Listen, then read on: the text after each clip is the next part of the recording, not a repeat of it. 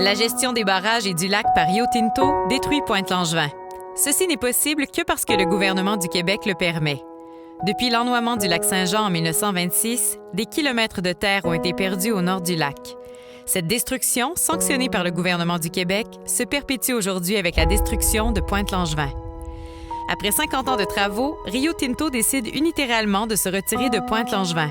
Depuis 2016, le gouvernement du Québec est demeuré muet et indifférent. Pourquoi le gouvernement sanctionne-t-il la destruction de Pointe-Langevin? Rio Tinto engrange les profits provenant de l'électricité du lac. Tenons-les imputables des dommages causés par leur gestion. Pointe-Langevin se détruit petit à petit depuis 2016. Qu'est-ce que le gouvernement attend pour prendre action? Rio Tinto a inventé des excuses ridicules pour justifier son retrait de Pointe-Langevin. Le gouvernement les a gobés tout rond. Les propriétaires ont soumis une étude scientifique spécifique à cette situation. Le gouvernement l'a ignorée. Le gouvernement choisit de tolérer le retrait de Rio Tinto de Pointe-Langevin sans poser la moindre question et sans compléter d'études. Qu'est-ce que le gouvernement Legault reçoit en échange pour permettre à Rio Tinto de détruire nos propriétés et nos vies? À l'eau nos maisons, notre retraite, nos projets? Un canal qui s'approfondit sur les berges des plages de villégiature? À quand un accident?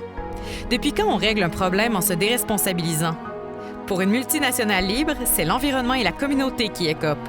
Continuons de laisser faire, refusons de voir, gardons la tête sous l'eau, on se noiera plus vite. Le gouvernement a-t-il autorisé la destruction de Pointe-Langevin? Après les îles flottantes, autour de Pointe-Langevin de goûter à la médecine de RTA.